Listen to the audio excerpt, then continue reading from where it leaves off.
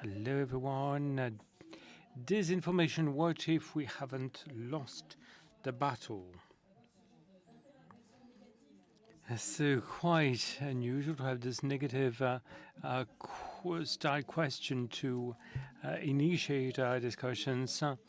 All those of us tracking down disinformation, the fact that we are under the impression of trying to empty the ocean one spoonful at a time.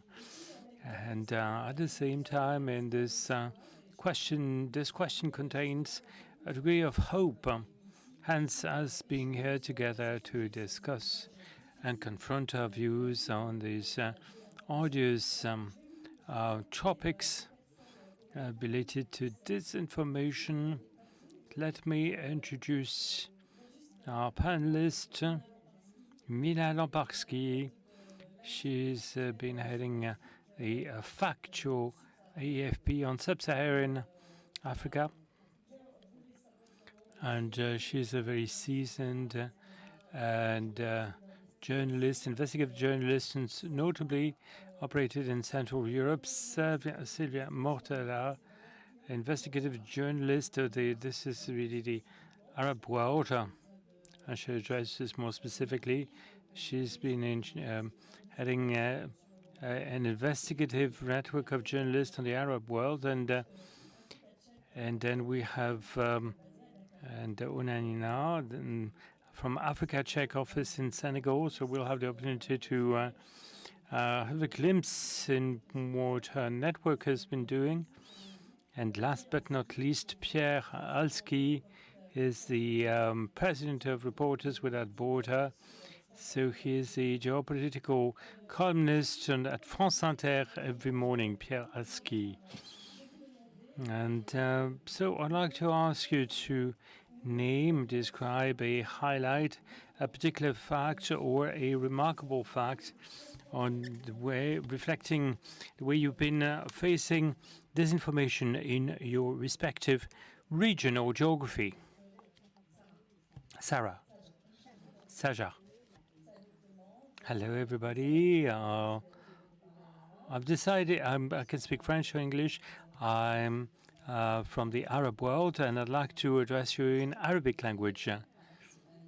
See you from the AFCM, the Arab Network for fact checkers.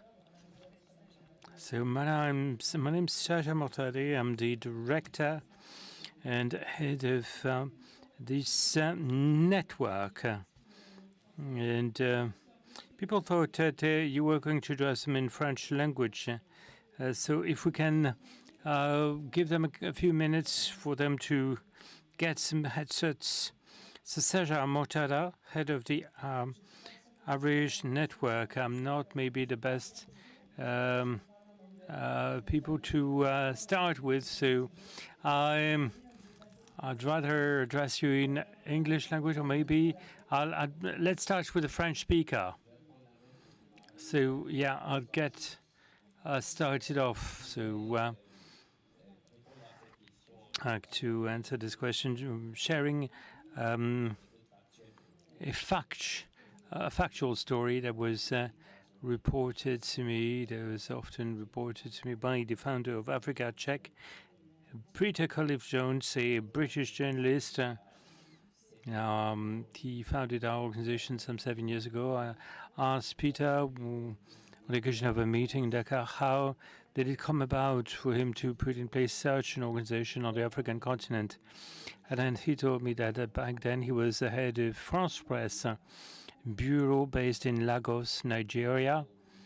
So I'm talking start of the years 2000. And the country was facing polio, as was the case in many countries across the African continent.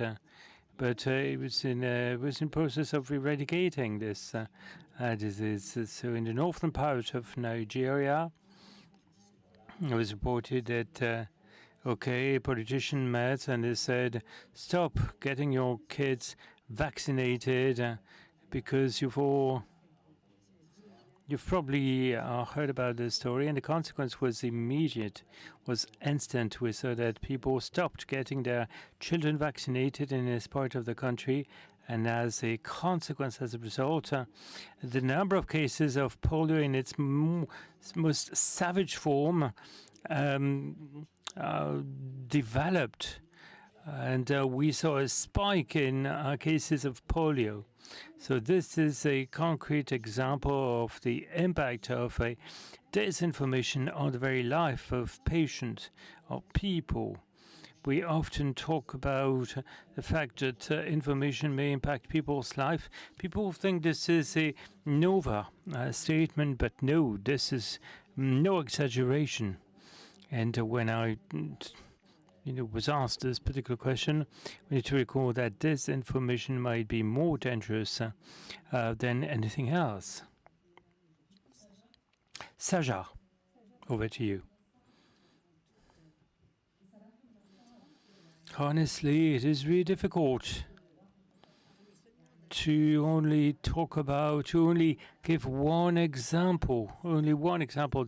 As you know, the Arab world has been deeply impacted by disinformation, very much widespread, and what we've experienced. It don't always have a negative impact on people, but also, and most importantly, on the private life. One of the examples I'd like to share with you has been the recent earthquake in Turkey, and disinformation truly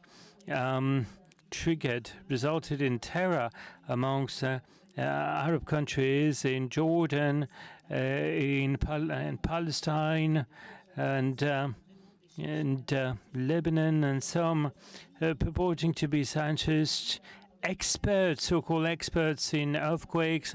All of these people started sharing information stating that there would be a major tsunami. And this really wreaked havoc in the it was really mayhem amongst the Arab world populations, people starting to leave their home in droves.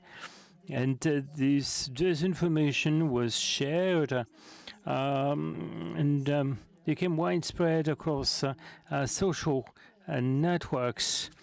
And then we went out there to and split the truth from the untruth, and then we pointed out that some of the information were fake, and some of the so-called experts were no experts, in fact, because they just wanted to make money through disinformation using social platforms, social networks.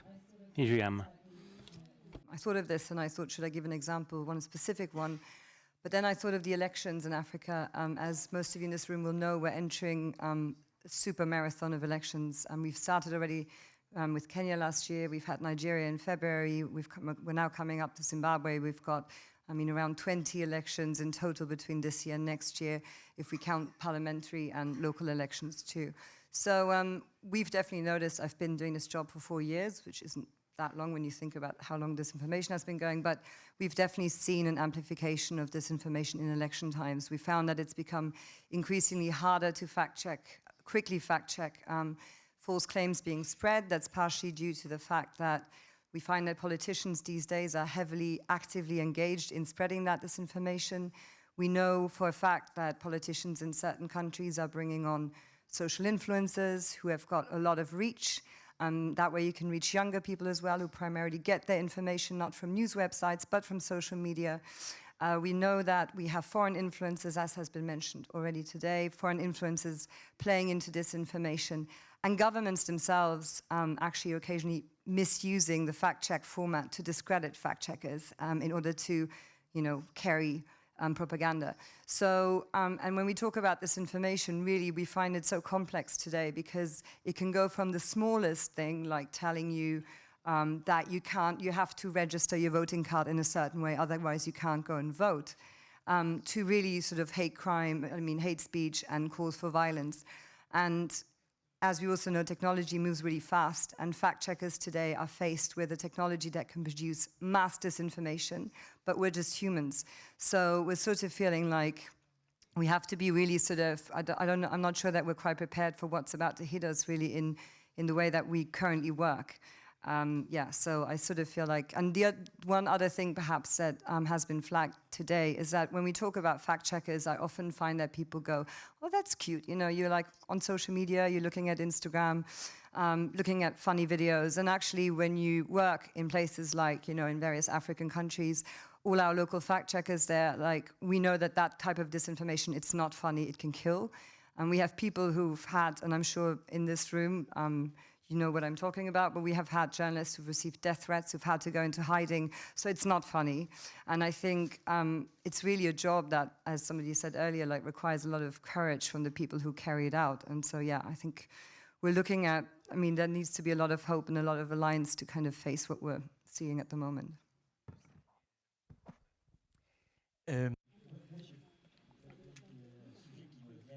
A topic that comes to mind in 2019 was the signing of a treaty between France and Germany that updated the old Franco-German treaty signed by de Gaulle and Adenauer.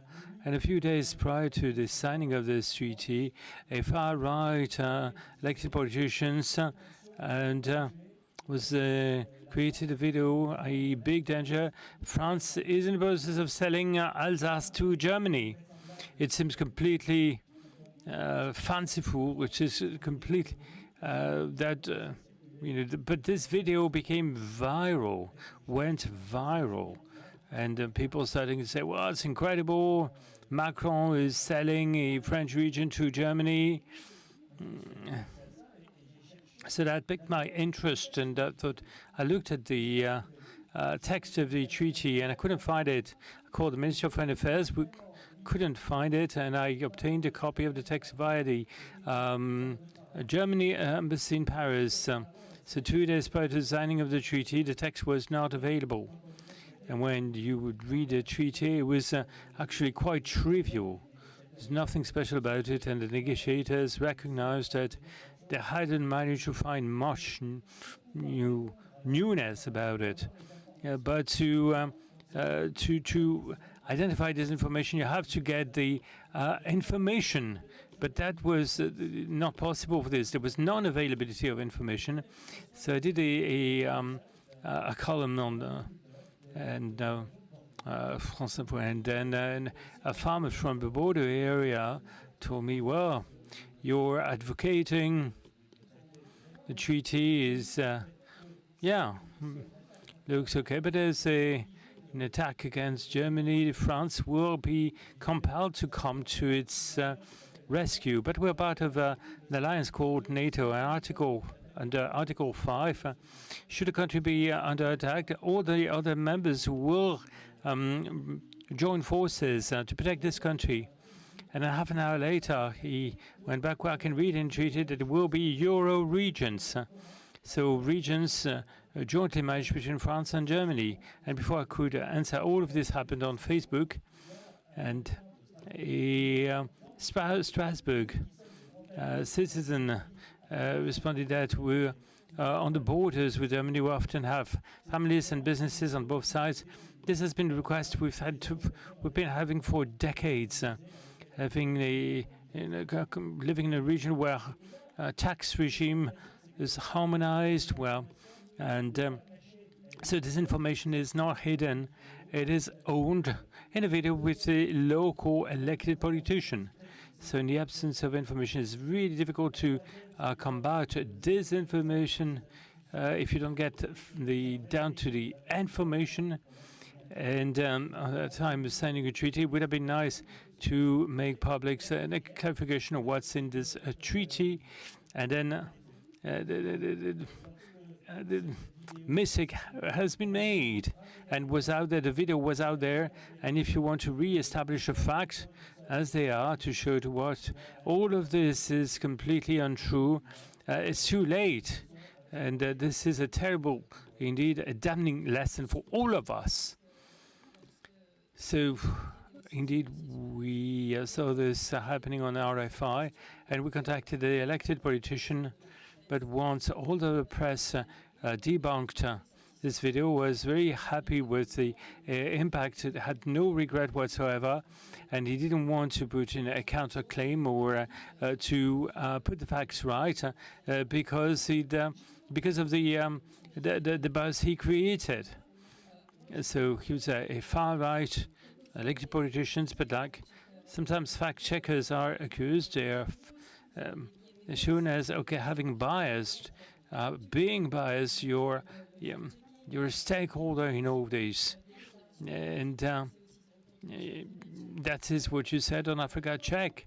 How do you do to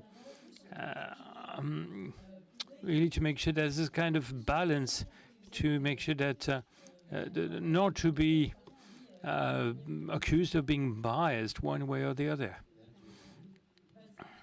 So, yeah, I believe that in the process, we work alongside. Well, there are different steps involved in fact checking. Obviously, you'll be accused of being biased. That's clear. But what we do at Africa Check, we use public sources of information. We quote all of the sources we use. We try to get these sources interpreted not ourselves, but thanks to experts, those who have better knowledge than we have on these topics. So we'd rather defer to experts that would take a step back in view of the topic at hand. And most importantly, when we have sources, we want to use the most recent sources of information on a given topic. So that's one point. Next, we're transparent in the way we work.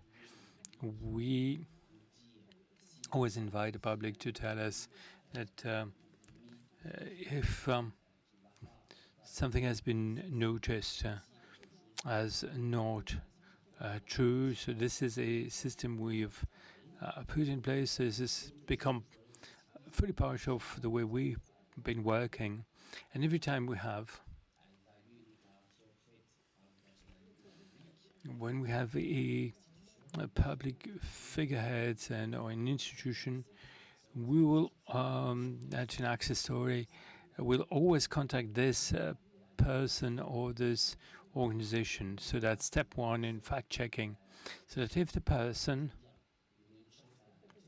we want to give an opportunity to the said individual to rectify, their maybe their figures or facts, to get all of this right before drafting, before fact checking. We remain available to the public to make sure that what has been done reflects the truth.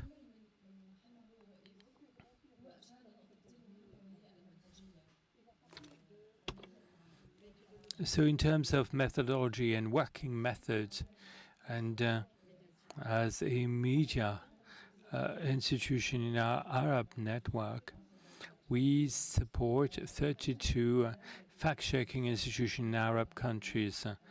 At the start, we have worked on a code of ethics, and in cooperation with the fact-checkers from the Arab world, we know what their working methodology works, how they work. So we've established 7 pillars, 7 principles: transparency, and in terms of resources, of funding, the obligation to quote all of the sources, amongst other principles. Secondly, what is key in our approach is to try and evaluate the work of fact-checkers and fact-checking organizations, making sure that they mention all the sources, see what their corrective method is about. Sometimes we err, and that's why we need to be transparent. We need to correct our mistakes, and think that indeed we acknowledge that we've made a mistake. And we often focus a lot on instruments such as artificial intelligence, but this cannot be done. Cannot go ahead without basing ourselves on journalistic work principles. And then we can focus on other topics such as instruments, technology, artificial intelligence, amongst other methods. And despite all of this, we might come under criticisms. And often when we support a small organization of fact-checking that is really tiny, so, verifying the speeches from politicians. Sometimes the fact-checkers might anonymize their articles so as not to be subject to arbitrary arrest.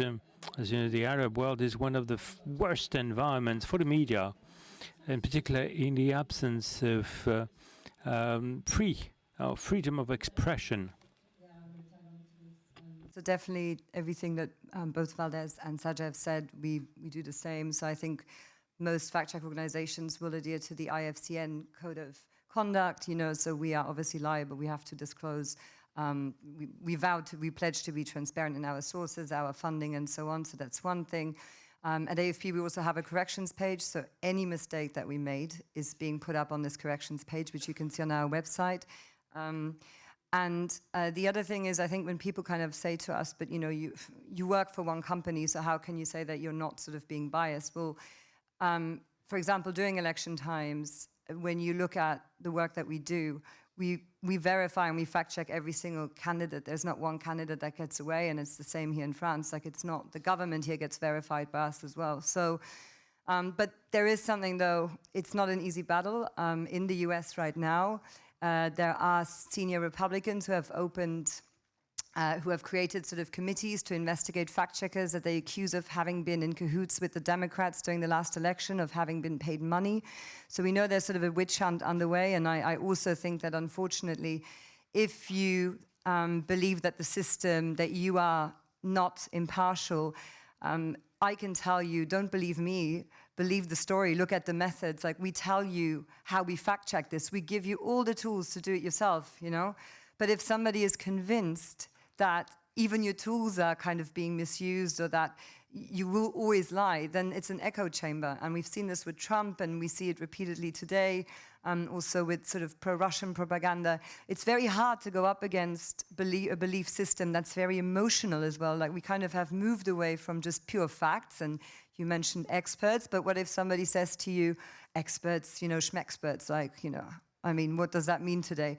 And so I think if you can't believe in science and facts anymore, then I do think that saying I'm a fact checker, I'm independent, it can work, but I think you can also just find people who just do not believe you at all, no matter what you do, no matter how good your methodology, no matter how transparent. So yeah, that's kind of the negative side of it.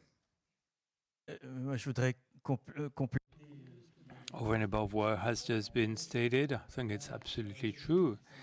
In today's society, this highly polarized society, and the US is probably the most polarized society of all. Information systems are super developed, highly sophisticated, but they are a very polarized society, and you don't believe fact checkers as you would believe the information that comes from various outlets. In 2015, I have moderated a debate at the journalism forum in Strasbourg, and we spoke to a Washington Post journalist, and at the time Jeff Bezos had a lot of money and said to have the most highly sophisticated fact-checking machines.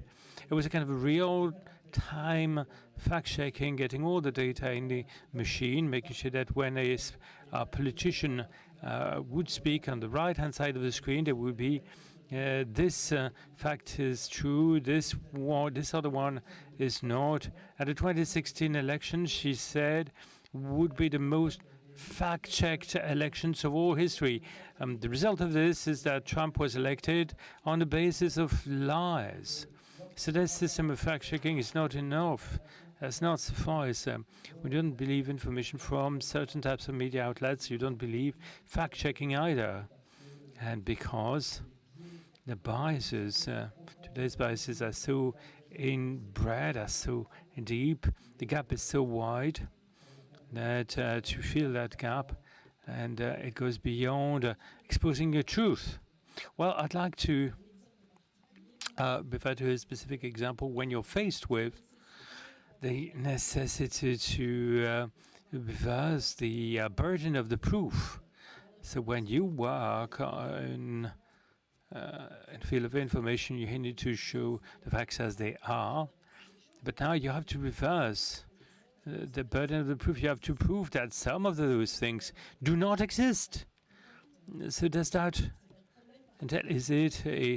pose a specific problem? Have you reflected on how we should do this to come up with the convincing arguments, putting a case for, to really prove your facts that this thing does not exist, that this statement does not exist, does not reflect the truth? This image, with images, there are tools, that's pretty easy, but with facts, statements that are made up, it's way more challenging. How do you address this issue? That's what's really specific journalists and journalistic teams, well, are not faced with that, but the frontline people are the ones in this situation. Well, in the countries of the Arab world, it's really difficult to get to the information. And as fact checkers, it is often very difficult to get to the actual sources of information that are necessary to prove that this thing does not exist. To reverse the burden of the proof. And therefore, we have to work on, we can't, and we stop working on some of the topics because we haven't got all the sources. We only publish when we do have all the sources to prove that, to ascertain the fact that this fact is not true or this other fact is true. So there are tools to verify pictures, but it has become more complicated, and not with AI. Sometimes it's really difficult to show that this picture was fabricated by artificial intelligence, generated by AI. And sometimes it's beyond these tools. It is about your critical thinking, comparing other personal ways to prove the fact that that is actually a fact, a true fact. And indeed, we need to believe in the facts, not as fact checkers, but believing in your proof, your evidence, believing in your documents that ascertain the truth of some of the facts. So I think in the way we work, this is really about, as in the case of most fact checkers that are affiliated to a national fact-checking network, we rest what we do on sources of information. There's no absolute truth, but they are consensual truth. So report documents and that everybody refers to when you live in Africa, in Asia, and so on. So this is what we try to do, to base our work on sources of information that form the foundation of what we do. Now, and the way topics are selected, we need to pay attention, because given our experience, we know that this particular topic might be a bit thornier and more challenging to approach. And these, in Senegal, for instance, I know that is the case in several French-speaking African countries. Problem is about access to data, access to information. When you can't have access, it's impossible to verify or to certify a piece of information or the quality of data. Data are not generally of good quality. They are either outdated, or so that is yet another challenge that needs to be addressed. and then we do what we can in some ways. I wouldn't like to say that, but we can. When you get to a topic, fact-checking that assesses a statement, when we do that, it means that we've managed to bring together sources of information, documents that form the basis of we can state about matters of facts. So very often we sideline some of the topics because we lack documents and evidence. We have a question about the tools now. You've all referred to the arrival of artificial intelligence images with pictures and text and so forth. In the current situation, do you think that we're all going to go into a wall? Or are you optimistic about the tools? Because I've heard researchers explain that given the current status, detection tools do not perform well. We could have false negative and false positives. So that's going to add disinformation to disinformation. So what's your feeling about that? And how do you think we can deal with this next year with all these elections coming up? Personally, I'm optimistic with respect to artificial intelligence. IA participates in propagating rumors and disinformation, but it's also a necessary tool to combat against those very things. We know how to use artificial intelligence effectively. The principle of AI is, I think this can be a source of optimism. And the more in our organizations we do fact-checking, the more we focus on AI positively to verify various publications and the beginning steps of fact-checking, collecting rumors or disinformation. That will make things easier for us, and it will also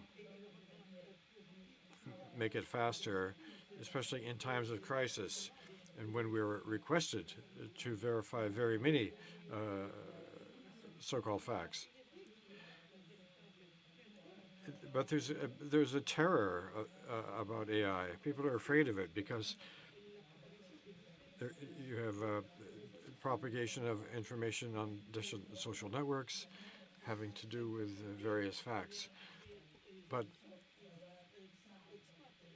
there are people that exploit AI very positively as well to reveal the deepfakes and other inventions. I agree with Satya, what you say about it being, it's both a tool for good and evil. I do think that at this point, the development of AI far exceeds kind of the average person's ability to understand it. And I also think that, of course, you can create already now so much disinformation just with GPT chat and other platforms. We've seen it, the pictures with 6 fingers, we've all like, it's fun to look at, but at this stage, what really needs to happen is for people to catch up with the development, right? So education, you have to really start very quickly to, I think, integrate AI courses into even schools, and you have to really make sure that this isn't something that's going to just be used by a specialized crowd.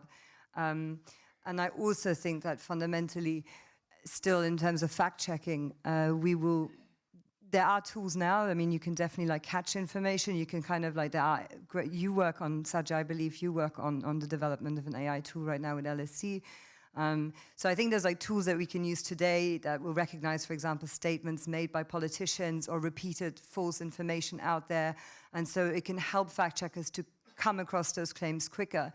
But in terms of actually verifying this information that's generated through AI, I don't think we're quite at that stage yet where we can feel very comfortable. And if you look at audio, for example, you do have tools that can verify video and images, but audio today, fake audio, is nearly undistinguishable from the original. So if you have someone sending you a message from allegedly Biden or some other politician, you will not be able to tell the difference. So there is still something in there that's like quite. So, and we've seen it in Africa, like we actually have seen in quite a few African countries during elections and outside election times, deep fakes and sort of AI, and then they may not always be of the best quality, but you know, as we've said, if you look at them on your phone and your eye isn't trained, you might still believe it. And that's why I'm saying I think education is going to be so important in order for us to all keep up with what this all means for us. And regulation, that's the other big debate, right? Is like, what are we doing with AI in terms of its regulation? You know, like you may have come across the example of Amnesty using an AI-generated image for a Colombian protest, and it didn't say that it was AI-generated. Now, it wasn't meant in a bad way. It wasn't disinformation. It was misinformation in a way. But so these are questions like I think we need to be aware that when we do use AI pictures, for example, it needs to be clearly stated that it's an AI picture. But obviously that's not what the future is really going to look like. So I think the debate, we're just so in the early stages of this. And when you look at how fast things have happened and how uncomfortable and confused the debate still is at this stage, like I think, yeah, it's like going to be an uphill battle. I don't mean to be the negative person, by the way, in this room, but I just feel like, yeah, there's like questions. It's just interesting, basically. Non, c'est juste pour appuyer, pour dire que Indeed, education is all important, and education in media, as we call it. Earlier, somebody said that fact-checking is good, but it's not enough.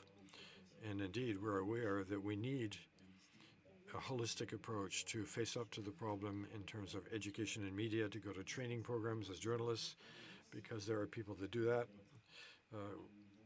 We need to ramp up our knowledge of the world and the world of journalism to see what tools are there, and we need to onboard in video and artificial intelligence, so education of the media and for the public at large. And I think that would make it possible to make things easier for fact checkers, since you'll have a public that's more on top of things, that know how things work, and that will better understand what we're doing. Because the other problem in fact checking is that the public doesn't understand what we do and what the meaning is of the work that we try to do. It's all well and good to do fact checking, but we have to explain what we're doing. For example, we do blogs that we publish. The idea is not just to talk about, the information about news.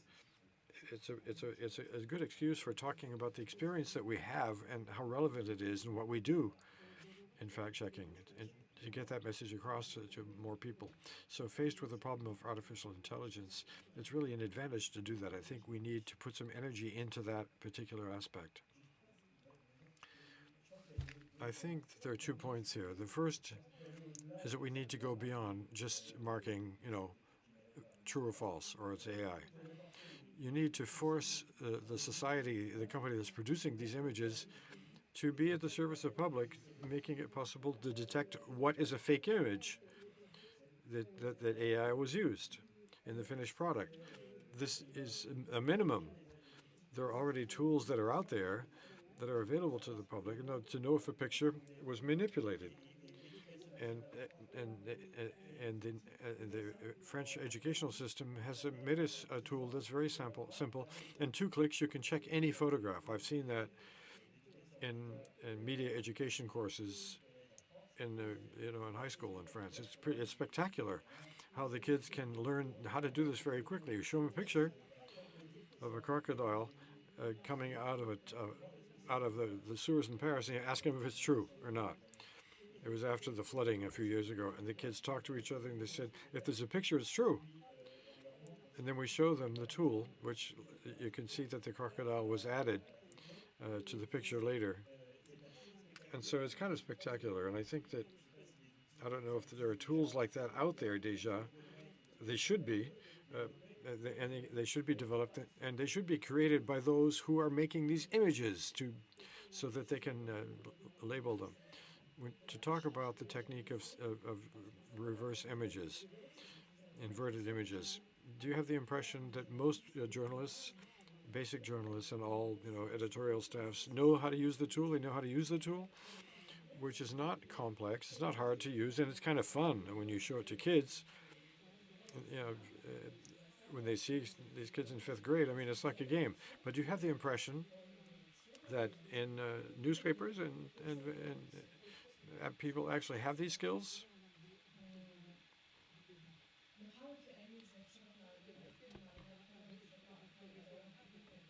الصحفيين In our Arabic network,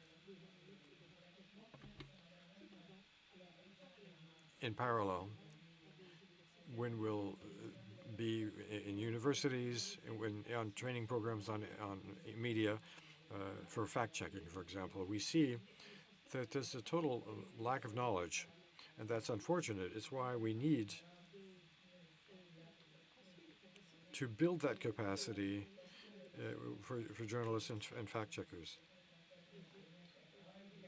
And I would like to thank CFI for supporting Arij in propagating the fact-checking culture in the Arab world over the last few years.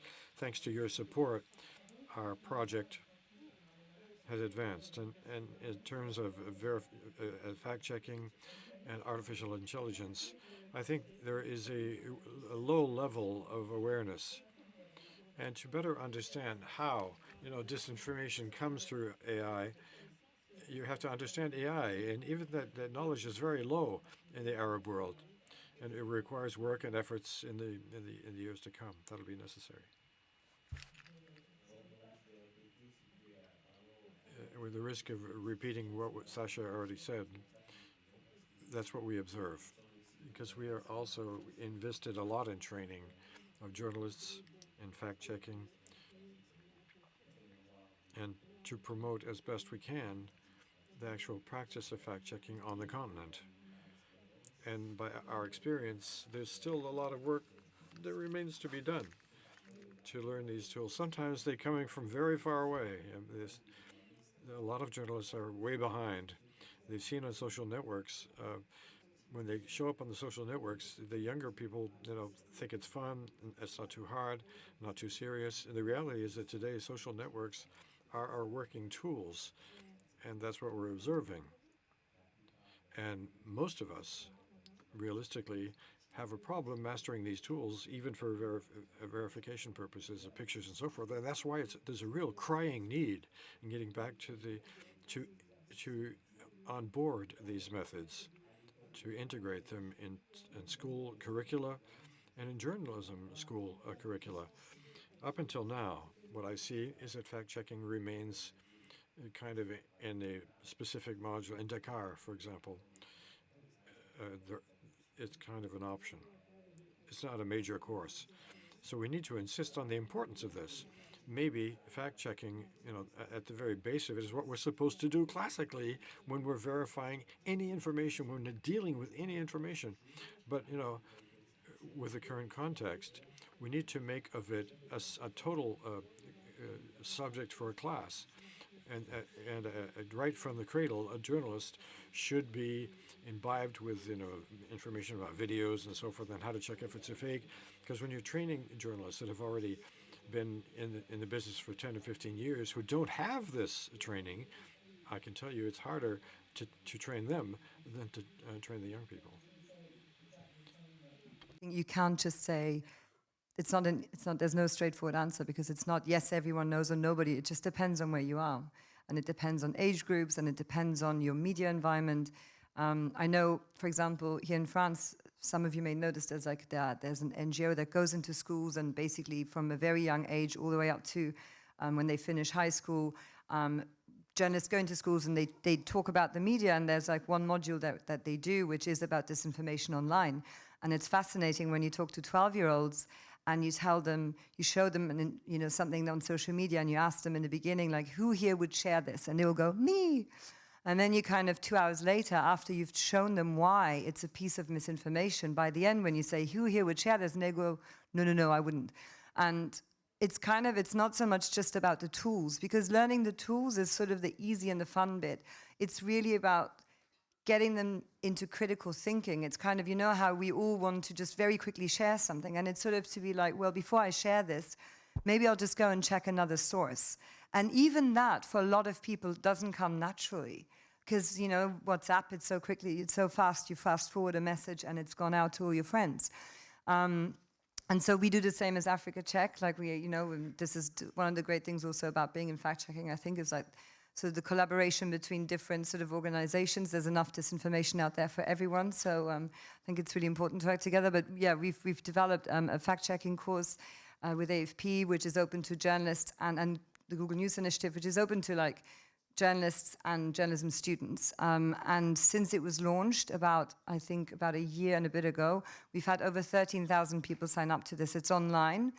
Anyone can do it. We've definitely trained quite a lot of African newsrooms at this point, but also anywhere in the world.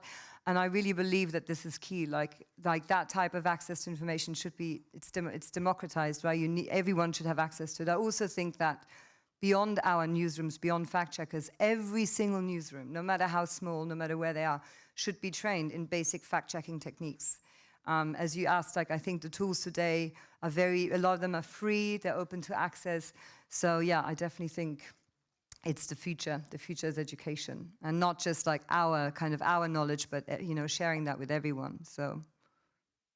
Je suis entièrement d'accord, ça va au-delà des journalistes. It goes beyond just journalists, because today, and this is the strength of social networks, everybody participates in dissemination of information. Somebody anonymous retweets some kind of true or false information is participating in dissemination. So we've kind of lost our monopoly, but maybe that's a good thing in a way. But there is responsibility in journalism is not shared by the public. There was a campaign launched in France by an NGO that says, before you retweet, did you check that it was true? Did you check the source? And I think that this is a reflex that nobody has, including journalists. They often, fall into traps, Twitter traps. It happens to the best of us. I've done that myself several times. So if it's not your job, how are they going to manage? They're not going to have those reflexes. And I think that's kind of a reflex you have to cultivate. There are people that have it, but they don't necessarily learn it. You're talking about an aspect that's an economic model. I recall having had the opportunity of attending a forum at the effec in Abidjan, and there was a thing called Guinea Check and I wondered how they were working. They did a remarkable job, but in fact, they weren't living from their work. It was just an additional job that they were doing.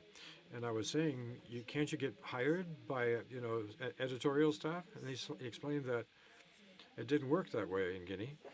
In fact, based on what he was saying, there was not really any fact-checking going on in the media in Africa, in the major media, the so-called major media. I don't know where that stands now in sub-Saharan Africa or in West Africa. Based on your experience, where do we stand in the economic model? Who has the resources to do this kind of thing other than, free of charge, in addition to what you do to make your living?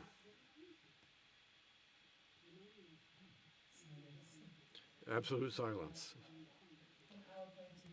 Peace point of view, obviously, we're a big news agency, so we created fact-checking in 2017 with the French election. We started with one fact-checker. We now have over 140 around the world, not just in Africa, and we publish in over 26 languages. So for us, for AFP, fact-checking has become an absolutely integral part of the job that we do. So they're embedded in AFP newsrooms, they don't sit elsewhere. But I'm aware that it's a slightly different economic model because we are part of a big company that pre-existed this. So I guess that's from my point of view what I would say. هو سر ولكن It is a secret, but that I'm going to reveal. We have decided to verify some statistical data that is disseminated by some Arab agencies, and we found some catastrophic errors that prove that there was no verification of these statistics. And that was one of the main reasons that brought us to create our own agency so as to be able to verify this information before we disseminate it. As you know, most of the agencies in the Arab media don't know anything about this, and they don't. This is not a priority. Verification is not a priority. They just want to have the scoop. That's the important thing, is the scoop. That's what happened in several events. For example, during the explosion in the port of Beirut, all of the pictures and all the information that was circulating around and networks and that were disseminated by agencies and by Lebanese media. These were not verified, and that's why we want to verify on a priority basis these types of information. And we have always wanted to get into this system where, in the university and scholastic programs need to include so that students can know how to verify all of the information before disseminating it or using it.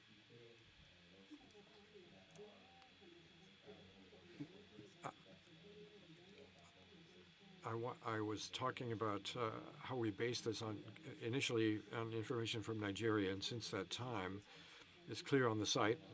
You can have a look at it if you like to see it's indicated on the site of Africa Check. We also train journalists who contribute to funding the organization. So essentially, that's how an organization such as Africa Check is organized. Now what I say, and it's important to explain it to people because this week or last week we talked a lot with the French-speaking fact-checkers that are here today on the principles of IFCN, insisting on the financing of transparency in finance and so forth. Now, what I say is that we are not always obliged to work on the same model. If we take AFP, the fact-checking is a part of the information being produced. And sometimes when you have the resources, you can do investigation editorials, and we dedicate journalists to working mainly on that, and you can create this kind of a column with fact checkers paid to do that. Why not? But does that exist in Dakar, in the major newspapers? Are there this type of editorial position taken? No.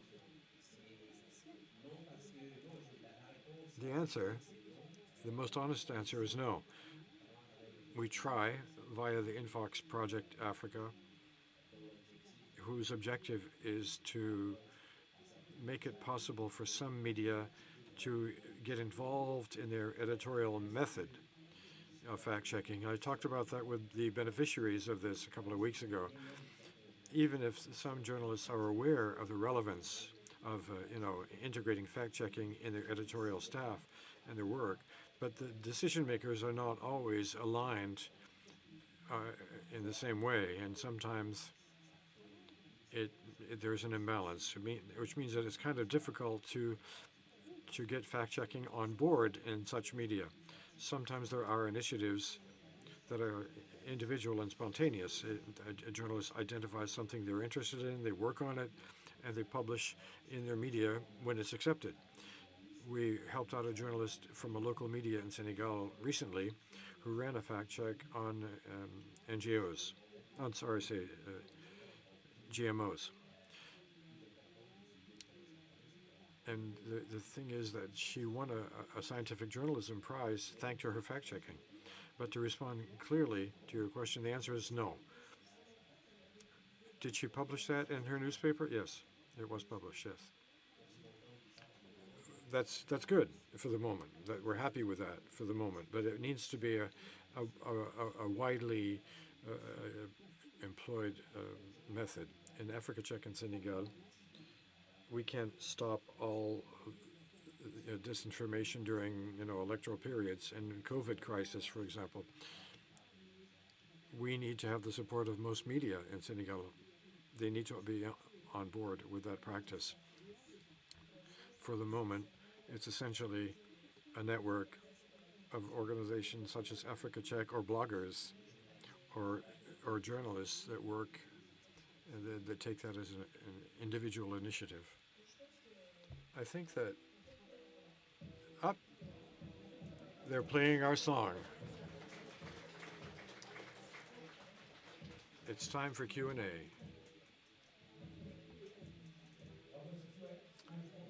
What I suggest is that you take the time to exchange with the floor. I'm sure that there are tons of questions, and then we can also carry over a few of those questions we got online. So let's hand around the microphone. I can see a hand over here.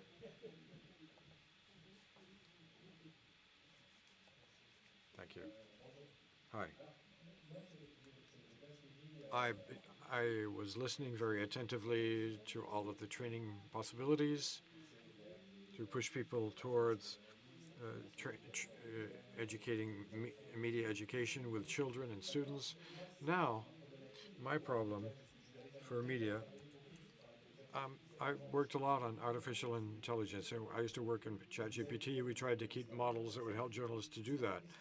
That's not really the question of information itself, but also the narrative and the analysis you make about it. And I think today we're in a world where there can be several narratives that are confronted in mass media, and they're also confronted in social media, which make pure fact-checking something that's almost secondary. What do we do with it?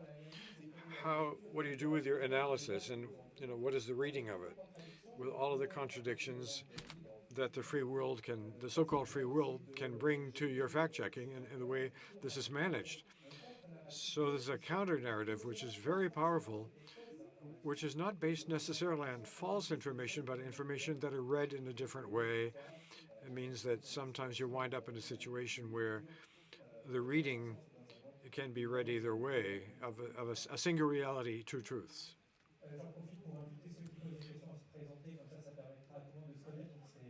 That was Malek Awaii from Intifada in Tunisia. And the microphone is still roving.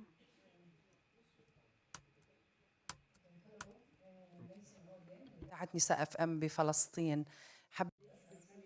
I am Mesha Odeh from Palestine. I'd like to ask a question of Raja concerning protection. You talked about protection granted to journalists that do fact-checking. I would like to know, what is the nature of that protection that you're granting?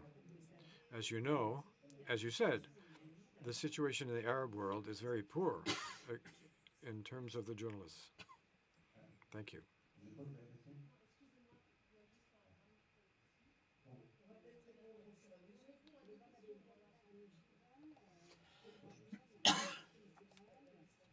The question was asked. I think we should answer right away. Hi, Malik. I would like to say that verification, the hardest verification, is verification that is attached to verifying and the analysis of some bits of information that are relayed between each other. For example, if I want to check a report where there's a lot of information, where the framework is difficult, the task is difficult, and now artificial intelligence is going to have a big obstacle and a big problem because that intelligence could not know or detect disinformation. And here we're talking about what we call lobbying. I consider that discrimination, which is mine, is not considered as discrimination by somebody else. And how could I decide that? And that's the reason for which it's difficult. And artificial intelligence needs or requires huge human efforts to be able to identify appropriate information. And we need artificial intelligence to detect this kind of thing. You asked me another question about protection of journalists. In Arish, we have a way of protecting. It's a bodily protection, legal protection, digital protection, and professional protection, because unfortunately, there are a lot of journalists who work in the Arab world and who are independents or freelancers, and they don't have a source of revenue that's ongoing, and they don't have an institution backing them up, which will make it be able to defend them in case of a problem. So that's why we provide them with this protection with these 5 areas. We have awareness-raising campaigns, and we explain what legal protection exists and digital protection as well, with the surveillance and the control that we are subjected to. And we are confronting various difficulties when we're verifying our information, and that information is fake news. And this is very difficult. It's not easy when you're an entity that is protecting 1,000 journalists, men and women, to verify all of that information. The task is hard, but that's one of the priorities on which we are looking at very closely.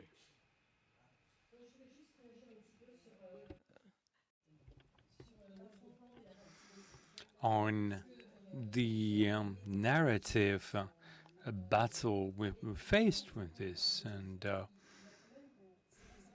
however, this is not merely one narrative versus another, a different one. Some are based on truncated information, dishonest perspective, and bias. I know it's the words of some versus the words of others, but journalism is about being loyal to those who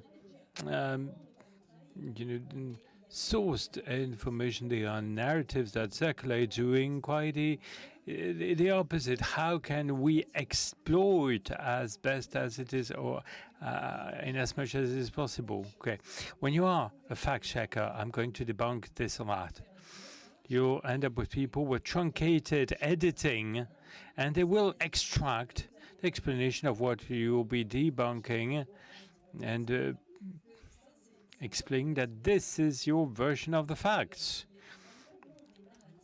And so the battle of narratives, I think we need to place the needle in the right position between the debate of opinions, debate of ideas, which is justified, and what amounts to attempting to disinform in a deliberate and ostentatious manner.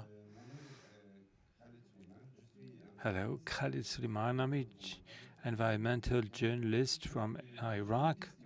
I have a question, maybe to Mr. Pierre Haski, and he might have the answer to that question. Talking about fact-checking is a good thing, but the issue really relates to the impacts of disinformation after the propagation of disinformation.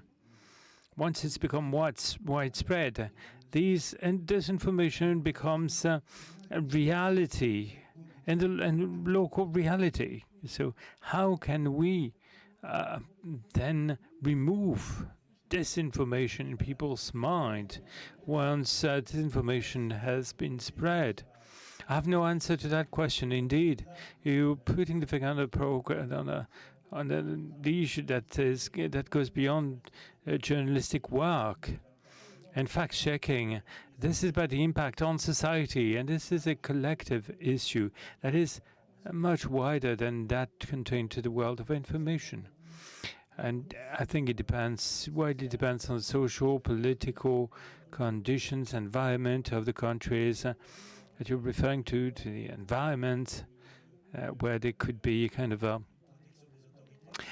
protection from the part of the authorities. That's not always the case. Existence of a strong civil society. That's not always the case. Or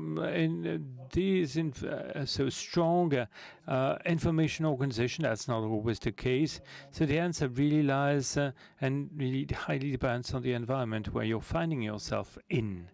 And so I might not have the answer to that question. I'd like to add what follows.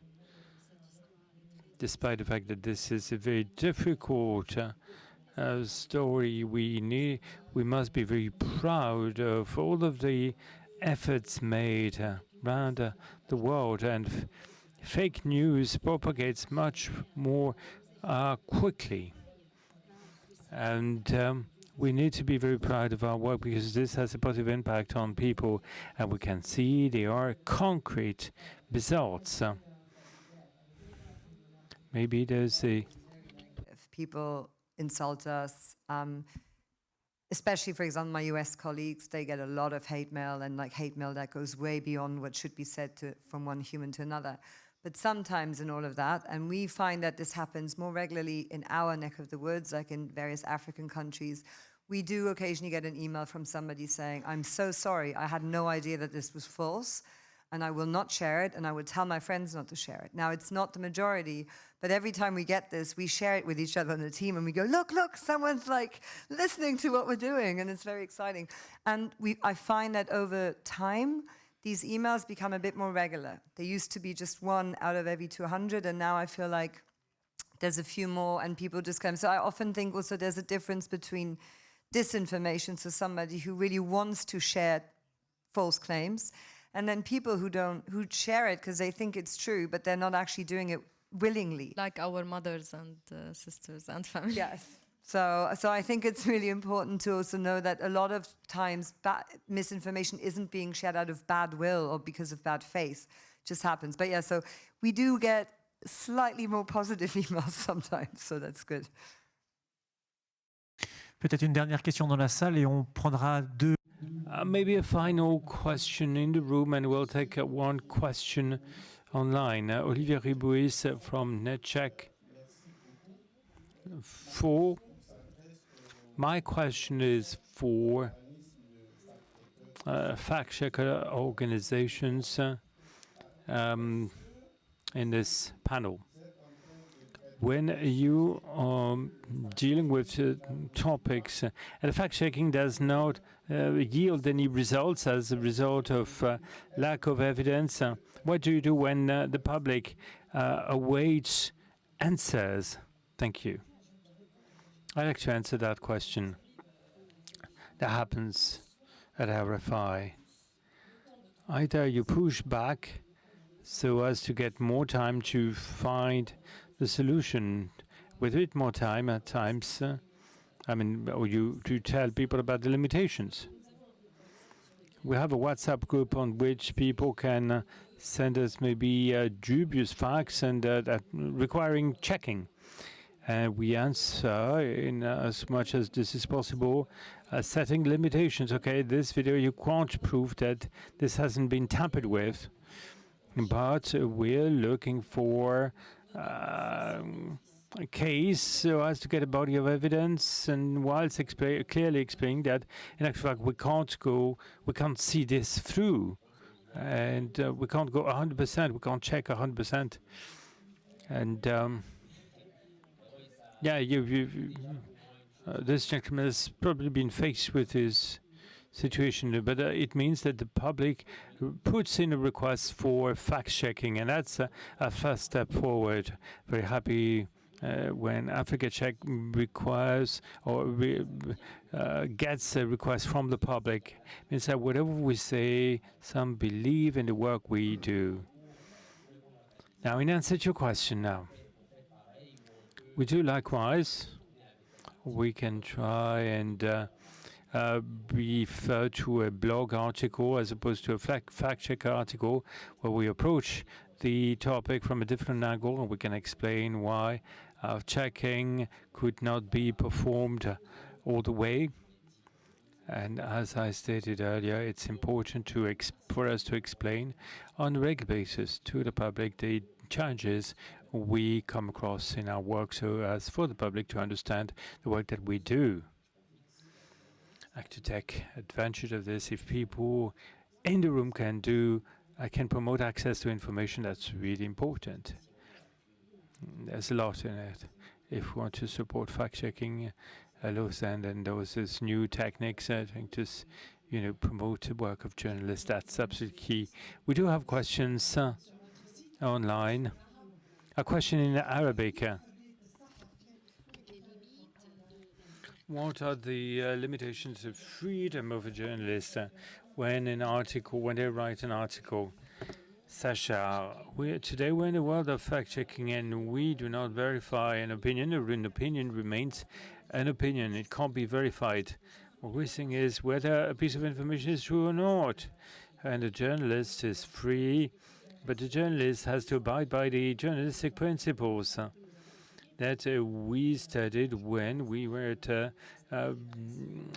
when we attended a journalism school.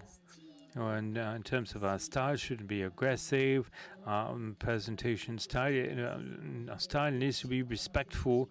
It's a code of conduct, which is that of our profession, which we learn, and we need to abide by this ethics code of conduct. And journalistic form must be in line with that. And we're experiencing a real revolution these days. Any final questions in the room? What I'm suggesting, we're here for the next 2.5 days. We'll have more opportunities to talk about disinformation, as this is the theme of day 3. Time is running out, and we need to move to the next workshop. So let's take a short break. Thank you to our journalists who contributed. Thank you, Sophie, for moderating this panel. And thank you, Pierre Aski, Mr. Lamparski Valdez, Nina, and Serge Mutanda.